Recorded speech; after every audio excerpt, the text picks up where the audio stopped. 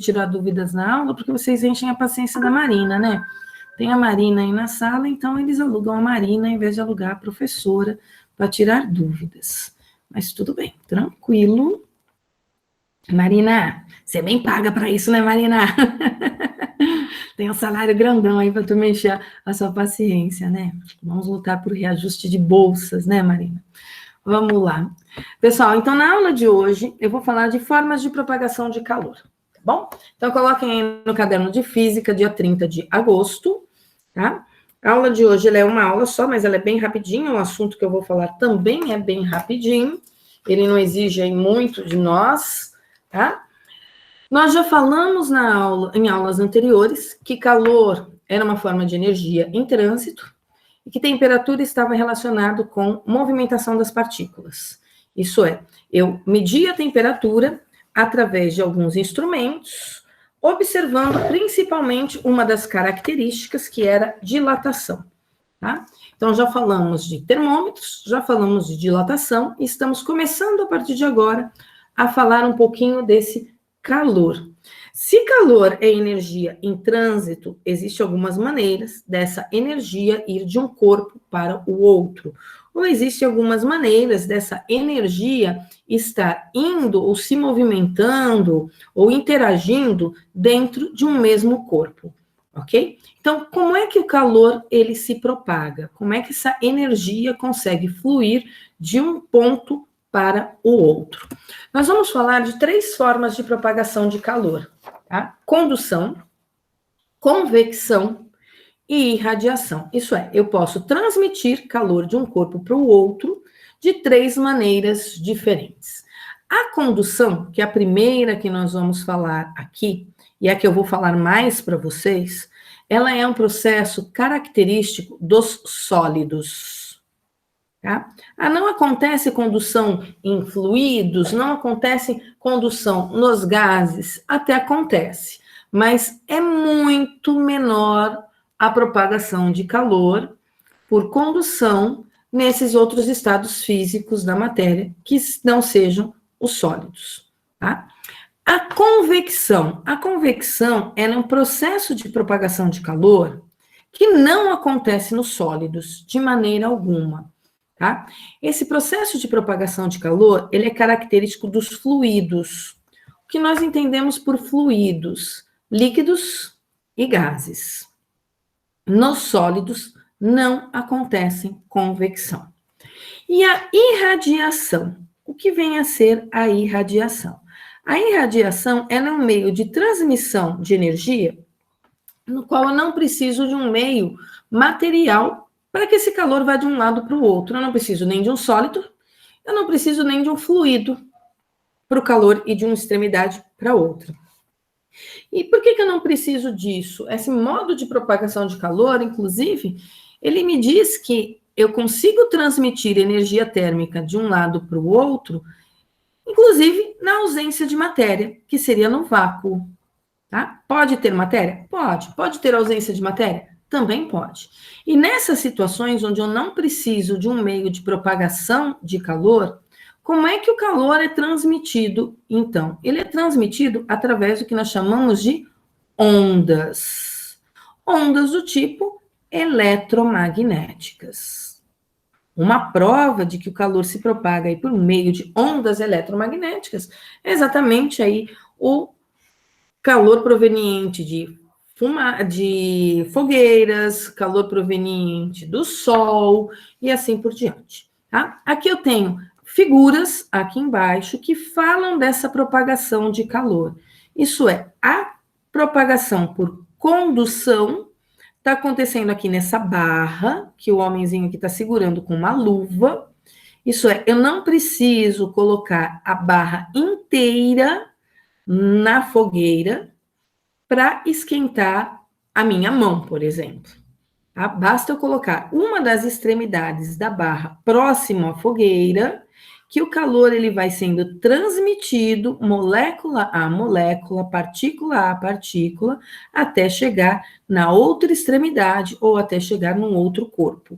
Então, o que transmite o calor de um lado para o outro, na situação da condução dessa figura, é a barra.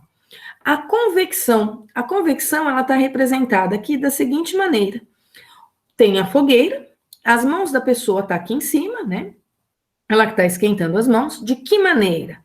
O ar que está próximo à fogueira, ele sofre um deslocamento. Isso é, o ar quente sobe. Daqui a pouquinho eu falo mais sobre isso.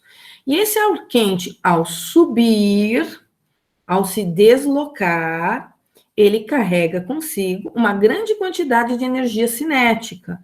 Então, eu tenho aqui o calor se propagando junto com essas partículas que vão entrar em contato com a mão da pessoa, transferindo o calor da chama para a fogueira através do deslocamento de uma massa de ar.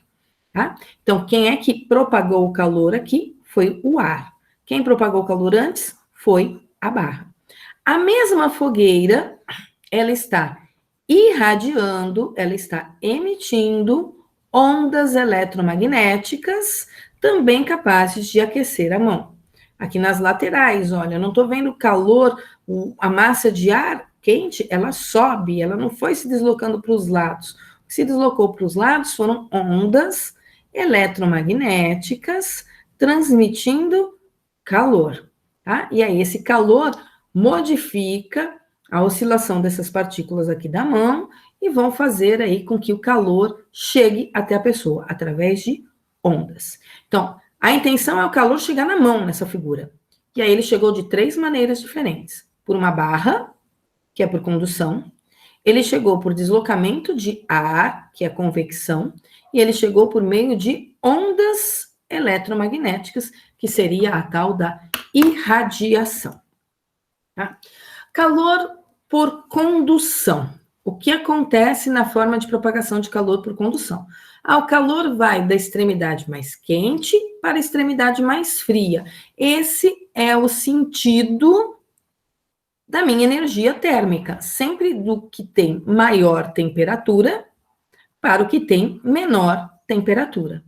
Nossa, mas quando você coloca a barra próximo da chama, aquelas moléculas que estão mais próximos ali da chama vibram numa amplitude maior, isso significa dilatação? Sim, mas eu não estou mais falando de dilatação. Eu estou falando do calor que está atravessando essa barra. E aí vai surgir para nós uma quantidade de energia que está indo de uma extremidade e indo para outra extremidade. E essa energia que vai de uma extremidade para outra extremidade, nós chamamos de calor, energia em trânsito, a energia que está indo de um lado da barra para o outro. Como é que eu vou falar, então, dessa quantidade de energia? Como é que eu vou mensurar isso? Nós vamos falar de uma grandeza física chamada fluxo de calor. Vou representar aqui pelo símbolozinho do vazio, lá da matemática. E o fluxo de calor nada mais é do que a quantidade de calor que atravessa uma barra durante um certo intervalo de tempo. Tá? O que é fluxo de água numa torneira? O fluxo de água em uma torneira é a quantidade de água que atravessa a torneira durante um certo intervalo de tempo. O que é corrente elétrica? Corrente elétrica é o fluxo de elétrons que atravessam um fio durante um certo intervalo de tempo. Isso é corrente elétrica. E aqui para nós, quantidade de calor que atravessa uma barra durante um certo intervalo de tempo, nós chamamos de fluxo de calor. Unidade do fluxo de calor. Calorias por segundo é uma unidade? Sim. Mas calor é energia, então pode ser joules por segundo? Pode, inclusive joules por segundo é chamado de watts. Pode ser quilocalorias por hora? Pode. Unidade de energia para nós, fora do sistema internacional, muito usada é caloria, principalmente quando a gente fala em energia térmica, em condução de energia térmica. Tá bom? Em alimentos também, nós falamos os alimentos são ricos em calorias, né? Eu preciso queimar calorias. O que vem a ser queimar calorias? Eliminar calorias de um determinado corpo. Ah, como é que eu sei a quantidade de calorias que tem um ovo frito? Simples, taca fogo no ovo e vê qual é a quantidade de calor que você precisa para queimar um ovo. E aí você sabe quais são as quantidades de calorias que um ovo vai te dar, tacando fogo nele, tá bom? Então, deixa eu apagar aqui os meus rabiscos, para ver se está tudo bem aí no chat, apesar que a Bia está aí, né? Qualquer coisa, Bia, que eles escreverem no chat, você me dá um toquezinho, se você puder, tá bom? Então, no processo de propagação de calor por condução, a energia ela é transmitida através das partículas, dos átomos ou moléculas. E aí nós vamos pensar ainda o seguinte, tá? Existem materiais sólidos que são bons condutores de energia e existem materiais sólidos que são maus condutores de energia. Tá? Existem os isolantes e aqueles materiais condutores. Existem até os semicondutores e coisa e tal. Mas eu estou falando aqui de condução de calor, tá? A condução, ela não ocorre no vácuo, tá bom? Por que ela não ocorre no vácuo? Porque ela precisa exatamente aí de um meio de propagação. Uma barra de ferro, uma barra de alumínio. Aí, se fosse uma barra de madeira, Glaucia, uma barra de madeira, ela não é boa condutora de calor. Por que ela não é boa condutora de calor? Ah, porque as ligações que existem ali entre as estruturas moleculares, as estruturas atômicas, elas não permitem que a energia passe de uma partícula, de uma molécula, para outra de uma maneira tão fácil, de uma maneira tão tranquila. Tá? Então, ela é considerada aí uma determinada variação de temperatura, ela é considerada até um isolante, tá certo? Todos os materiais que possuem elétrons mais externos, ligados fracamente ali ao núcleo do átomo, eles são chamados de materiais condutores, que conduzem melhor a energia. No caso aqui, podemos falar na energia térmica. Todos aqueles materiais que possuem os elétrons mais externos, bem fortemente ligados aí na sua estrutura atômica, esses são chamados de maus condutores. Então, depende aí de como é que eu tenho os elétrons ligados aí nas suas camadas mais externas para considerá-lo condutor ou isolante. Beleza?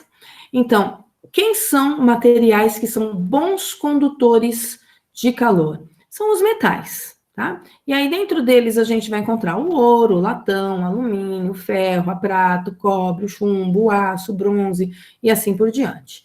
Por quê? Porque eles têm ali a sua estrutura molecular fracamente ligada entre si, ou então eu posso pensar nos elétrons das camadas mais externas, que eles estão fracamente ligados ali à sua estrutura atômica. E o que são os maus condutores? São aqueles que não permitem a transmissão de calor, tá? O vácuo, por exemplo, é um material mal condutor, porque ele não tem partículas para conduzir o calor, né? O ar seco também. Madeira é um exemplo de mal condutor, o vidro, o isopor, o plástico, o gelo, né? Os iglus são feitos com gelo, exatamente por quê? Porque ele não permite a troca de calor com o meio externo. Lá fora vai estar menos 10, menos 15, menos 20 graus Celsius, e dentro do iglu sempre 0 graus Celsius. Então, o calor da parte de dentro, ele não consegue ser liberado para fora, porque o gelo pode funcionar aí como um isolante. A lã também não é um bom condutor de calor, entre outros materiais. Todos esses materiais, eles possuem os seus elétrons mais externos bem fortemente ligados à sua estrutura atômica. O que vem a ser o calor por convecção, tá? Aqui tem um gifzinho mostrando o que está acontecendo dentro de um recipiente transparente que tem um determinado líquido, e ele está sendo aquecido aí, com um aquecedorzinho embaixo de um tripé. Tá? Vejam que formam aí uns círculos. O que são esses círculos que estão aparecendo nessa situação? Então, a primeira coisa que eu vou analisar aqui é que o líquido que está mais próximo à chama recebe o calor primeiro, recebe a energia térmica primeiro. Tá?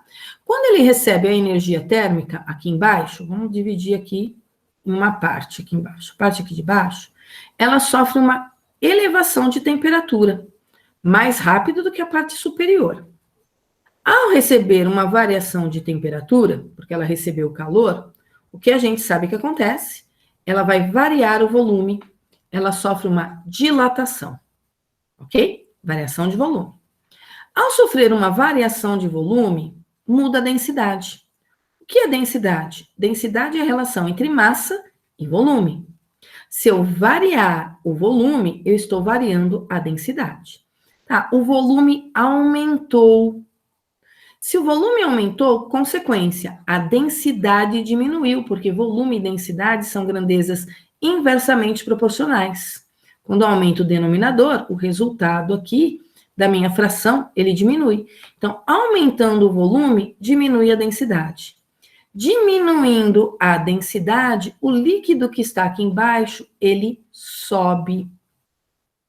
O líquido que está aqui em cima, como ele está mais afastado da chama, que é a minha fonte de energia, o que acontece com o líquido que está aqui em cima? A temperatura dele é menor.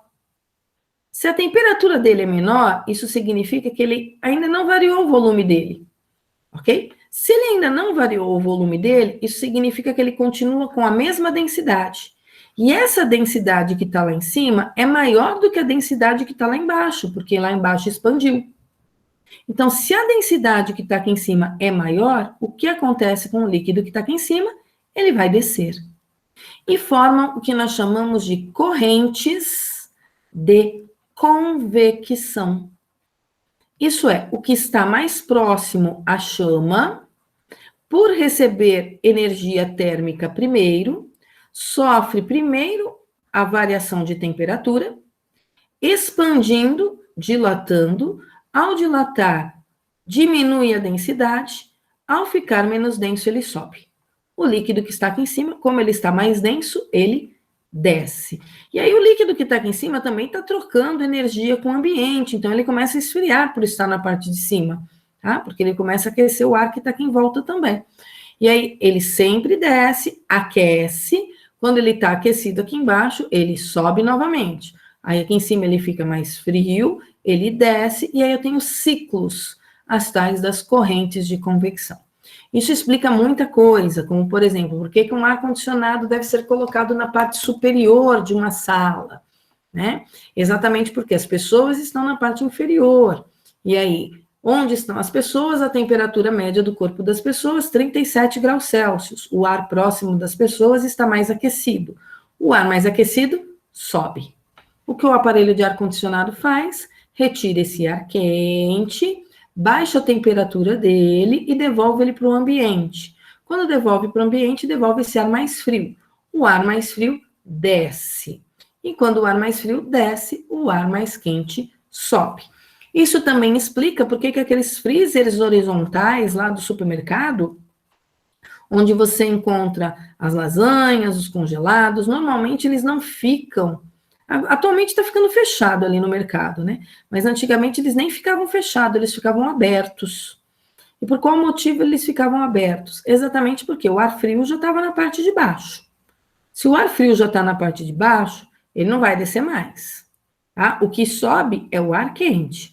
O ar frio sempre desce. E o ar frio ficando aqui embaixo, não tem por que ele subir, ele vai sempre ficar aí embaixo. Então, quando a gente passa ali perto daqueles freezers horizontais que são abertos, a gente inclusive sente frio, né? Por que a gente sente o frio? Na verdade, o ar que está ali está roubando energia térmica do nosso corpo.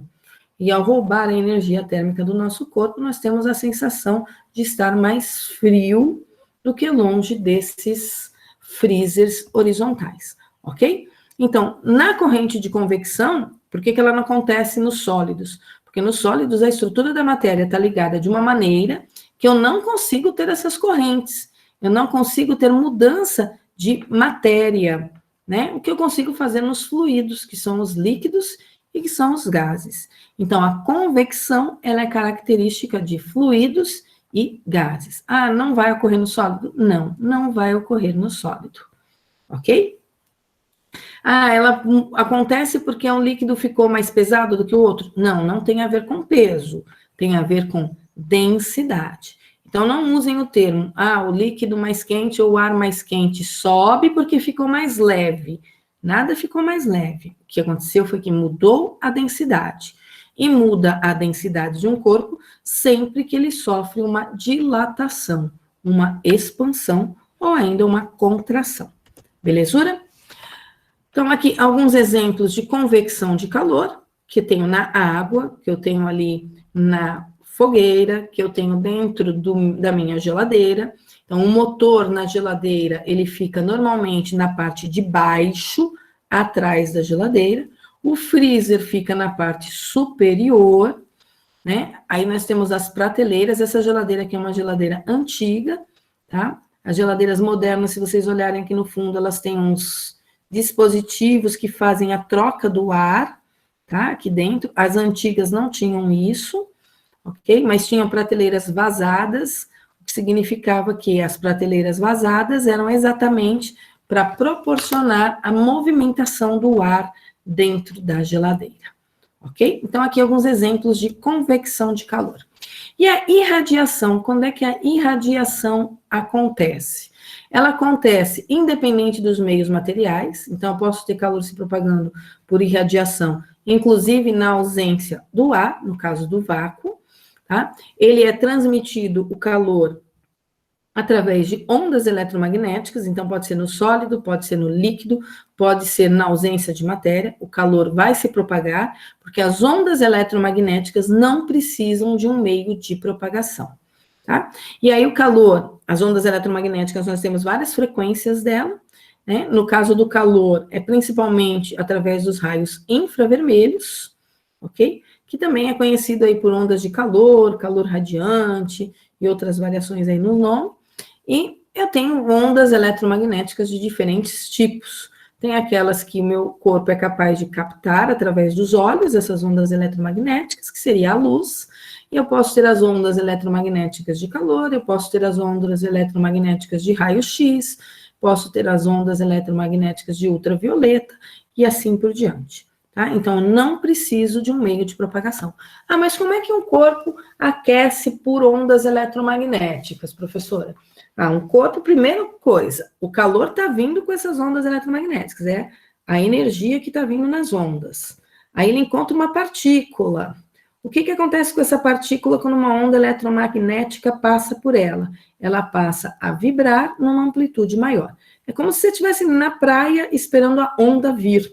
Quando a onda vem, você sobe e desce. Aí vem outra onda, você sobe e desce. E aí vem outra onda, você sobe e desce. Então, essa onda que está chegando em você é a energia que está fazendo você oscilar para cima e para baixo. Essa onda que está passando por você é o que nós chamamos de calor. E esse calor aumenta a vibração de você, partícula, desculpa, de você, partícula, ali dentro do mar, ok? Deixa eu tirar aqui os meus slides, para ver se vocês estão vivos aí do outro lado. Gabriel colocou aqui. A transmissão de calor num sistema de ar é por convecção, mas a partir do momento que esse ar transmite energia para um sólido, essa transmissão gás sólido continua sendo convecção ou se torna condução. A partir do momento que está no sólido, é condução. A partir do momento que a energia ocorre, a transmissão de energia ocorre no gás, é convecção. Você está passando de um corpo para o outro, tá? Então, no gás, convecção. Saiu do gás e foi para o sólido por causa de colisões de partículas. Lembra que nós vimos colisões elásticas, parcialmente elásticas e inelásticas? Então, as partículas, elas estão colidindo. A partir do momento que tem a colisão, tem a transferência de energia. E aí, essa transferência de energia deixa de ser aí por convecção, né, pela movimentação das partículas, e passa a ser pela agitação delas ali dentro, nos sólidos, tá? Aí um pouquinho mais a gente analisar o que está acontecendo com a estrutura da matéria, tá, Gabi? Por enquanto a gente está estudando aí separadinho, fluidos, condução, convecção. Acontece condução nos fluidos? Acontece condução nos fluidos, tá? Não vou te dizer que não tem condução em fluidos. Tem condução em fluidos. ok? Assim como tem irradiação nos fluidos, tem irradiação nos sólidos. O que eu não consigo é convecção nos sólidos, por causa do modo como essa estrutura da matéria está organizada, tá? Existe um equipamento que algumas pessoas têm em casa que impedem esses 3 processos de propagação de calor. Que equipamento é esse que impede esses 3 processos de propagação de calor? É o que nós físicos chamamos de garrafas de Denver, e vocês conhecem comumente por garrafa térmica, tá? O que é uma garrafa térmica? Dessas que a gente usa para café. Então, primeira coisa, a garrafa térmica que a gente usa para café, a mais comum, ela é composta de 2 garrafas. Vamos entender a estrutura dela. A garrafa de dentro, ela é espelhada do lado de dentro e ela é espelhada do lado de fora. Ela é uma garrafa que tem os 2 lados com espelhos. Já vamos entender por quê, tá? Entre a garrafa de dentro e a garrafa de fora, existe uma região com pouquíssima quantidade de ar, que é uma região que temos o vácuo. E aí nós temos a garrafa externa, que normalmente ela é de plástico ou borracha, que é um isolante térmico. Algumas pintadas, outras não. Não vou falar ainda da tampa, tá? Estou pensando só na estrutura da garrafa. É óbvio que a tampa tem que ser uma tampa que seja isolante, bem vedada e assim por diante. Eu estou pensando aqui na estrutura dessa garrafa. Primeira coisa, por que eu tenho uma garrafa do lado de dentro com 2 espelhos? Um espelho do lado de dentro da garrafa e um espelho do lado de fora da garrafa. Pelo seguinte motivo: se eu colocar um líquido quente aqui dentro, que significa um líquido quente, um líquido com uma temperatura elevada, tá? Uma temperatura aí bem alta. O que esse líquido vai fazer? Primeira coisa, ele está em contato com a garrafa. Ele conduz calor para a garrafa. Esse calor que ele conduziu para a garrafa, esquentando a garrafa, não vai ser transmitido para fora. Por qual motivo? Porque eu tenho vácuo. E a garrafa quente, para transmitir esse calor para fora, precisaria aqui de um meio material. Ok? Então, se eu tivesse aqui ar, por exemplo, teria condução de calor? Teria, não muita, mas teria. Certo? Aí, se fosse isopor, teria condução de calor? Teria. Não muita, porque o isopor é um isolante. Ok? Aí, se aqui fosse tudo de metal, teria condução de calor? Muita condução de calor. Então, coloca-se aqui alguma coisa isolante, de preferência, tira-se o ar, que é mais barato do que ficar colocando aí isopor, ficar colocando qualquer outro material. Tá? Então, a garrafa de dentro fica quente, porque o líquido está quente. Mas por que os espelhos? Porque esse líquido quente, ele irradia energia térmica. Nós irradiamos energia térmica. O líquido também irradia energia. O que acontece com essas ondas eletromagnéticas irradiadas? Elas incidem no espelho e retornam por reflexão. Então, eu não deixo as ondas eletromagnéticas, devido ao líquido quente que está aqui dentro, saírem. Tá, mas isso aqui está no ar, está sol. O que acontece se está sol? Eu tenho as ondas eletromagnéticas do sol, que aquecem a garrafa externa, que podem atravessar e vir aqui passando pelo vácuo. Só que elas vão atingir um espelho. Quando elas atingem os espelhos, elas sofrem reflexão. Então, eu não deixo as ondas externas entrarem e não deixo as ondas eletromagnéticas internas saírem. Por isso, espelhos dos 2 lados. Por que o vácuo? Porque essa garrafa aqui de fora também está em contato com uma mesa, ela está em contato com a mão das pessoas, então ela pode se aquecer devido ao ambiente externo. E aí, por condução, essa energia térmica não vai para dentro. Ah, mas se ao invés de um líquido muito quente, igual se você tivesse aí dentro um líquido muito frio, ela protege também os líquidos muito frios? Protege. Exatamente por quê? Porque as ondas eletromagnéticas não conseguem entrar, porque tem um espelho, porque, embora eu pegue com a mão, o calor conduzido pela minha mão não é transmitido, porque aqui dentro tem vácuo.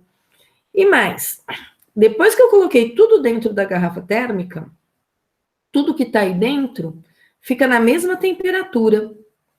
Se fica na mesma temperatura, a gente pode dizer que tudo que está aqui dentro está em equilíbrio térmico, está tudo na mesma temperatura.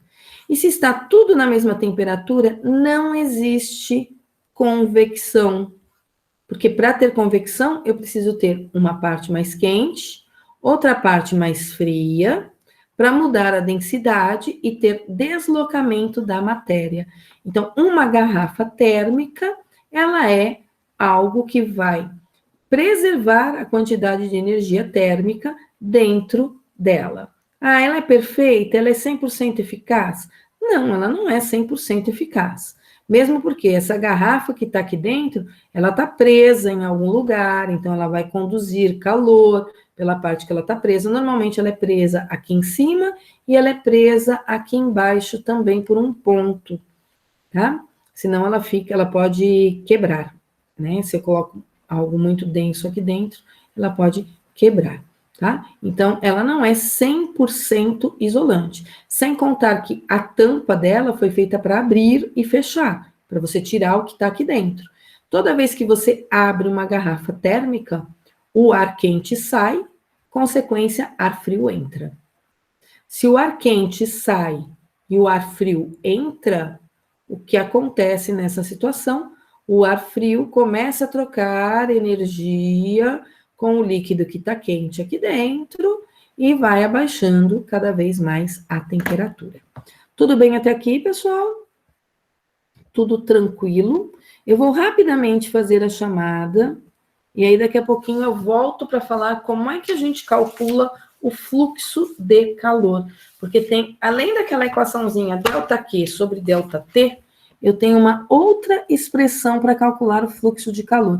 Eu vou deixar até o slidezinho aqui do fluxo de calor, para vocês irem copiando as informações que estão aqui na equaçãozinha, enquanto eu faço a chamada de vocês. Então, aqui tem uma imagem do que depende o fluxo de calor, como é que eu vou calcular ele, ok? Enquanto isso, a chamada, Adriel está presente? Põe um S para mim no chat, salve, salve, Adriel. Ayrton está por aí, Ayrton. Alexandre. Arthur. Arthur Ribeiro e o Nanaumi? Nenhum dos dois? O Nanaumi está aí. Joia. Bruno.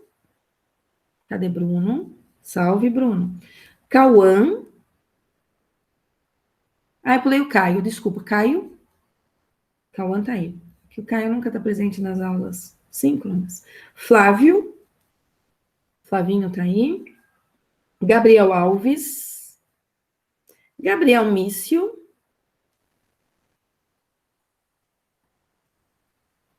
Ok, obrigada, Gabriel Mício, por avisar. Valeu. Gui, cadê o Gui? Henrique Casarim e Henrique Erzeg. Casarim está. O Henrique Penzo, não? Ah, tá aí também. Isa, cadê a Isa? Isabela e Isabelle. As duas, muito bom. Jefferson, o João, Joaquim está, João também. Josias, Luana está. Lucas Eduardo, tá aí? Lucas Henrique. Ok. Luca. Marcos.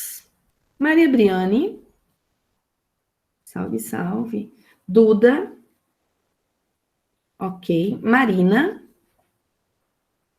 Matheus, o Pachela. Ok.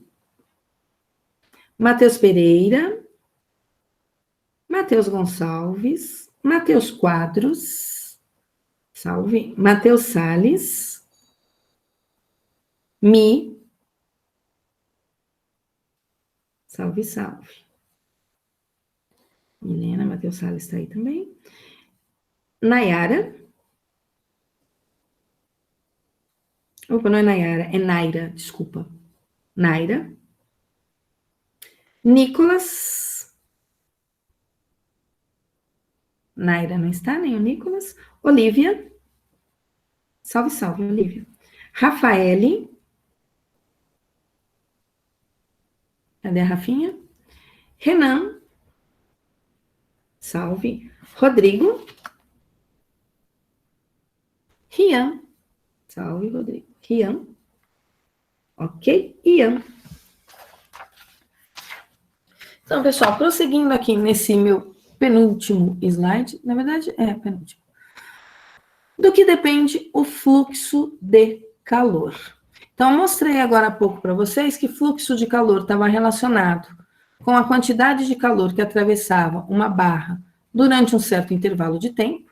Isso é, para eu ter fluxo de calor, eu vou sempre olhar um corpo com mais temperatura e o outro com menos temperatura. E aí eu coloco aí uma barra sólida, alguma coisa no meio do caminho para propagar esse calor. Tá? Quanto maior a temperatura numa extremidade e menor a temperatura no outro, mais intenso vai ser o fluxo de calor. Então, o fluxo de calor ele tem um determinado sentido e para que ele exista é necessário que exista também uma diferença de temperatura. Quanto maior for a diferença de temperatura, maior vai ser o fluxo. Do que mais depende o fluxo de calor?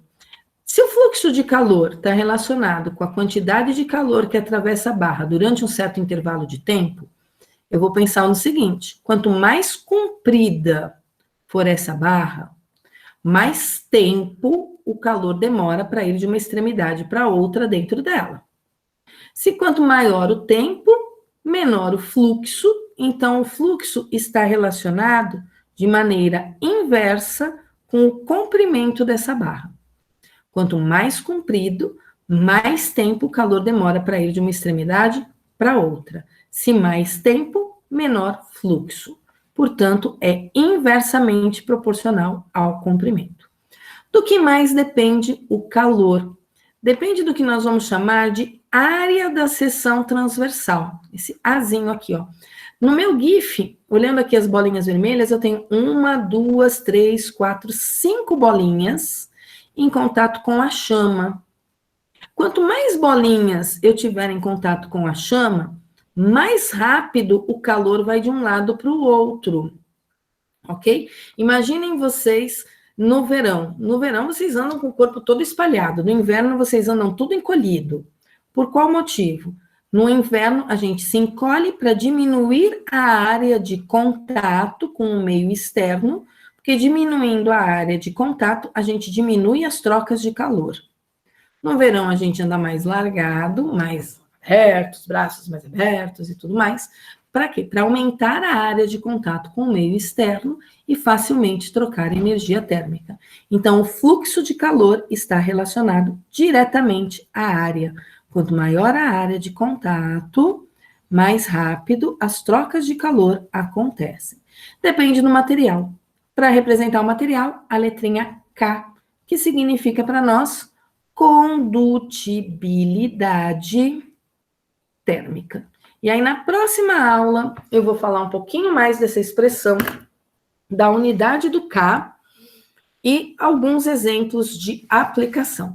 Vai ter uma listinha de exercícios sobre esse assunto, mas essa listinha eu não vou pedir para entregar, tá? Eu só vou encaminhar a listinha para vocês, para a gente resolver. São 5 ou 6 exercícios que falam sobre cálculo de fluxo de calor. É a única coisa que nós vamos usar aí para fazer continhas nessa parte do assunto, tá? Oi, Nicolas, o que você foi fazer? Eu ponho presença para você, Nicolas. Era lá, Nicolas. Pessoal, estou encerrando a aula por aqui, colocando a presença aqui do Nicolas, tá certo?